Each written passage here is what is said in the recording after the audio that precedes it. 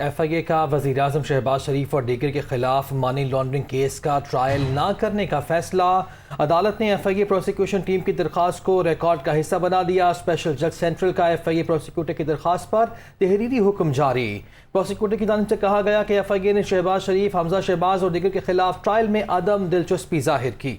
F آئی اے کا وزیر اعظم شہباز شریف اور دیگر کے خلاف منی لانڈرنگ کیس کا ٹرائل نہ کرنے کا فیصلہ، اسی حوالے سے تفصیلات جانیں گے محمد اشفاق سے۔ جی بتائیے گا۔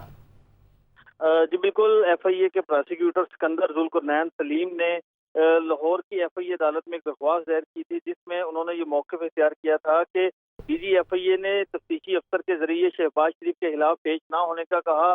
شہباز شریف اور حمزہ شہباز کے وزیر اعظم اور وزیر اعلیٰ بننے کے باعث پروسیکیوشن کو پیش ہونے سے روک دیا گیا ہے۔ پروسیکیوٹر نے یہ بھی کہا کہ ایف آئی اے کے متعلقہ حکام نے شہباز شریف اور حمزہ شہباز سمیت دیگر کے خلاف ٹرائل میں عدم دلچسپی ظاہر کی ہے اور جس کے بعد اس درخواست کو منظور کیا جائے۔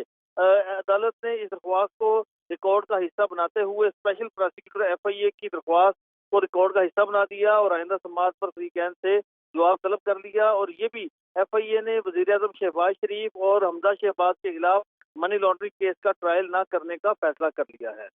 جی بہت شکریہ محمد اشفاق، آپ نے اپڈیٹ کیا۔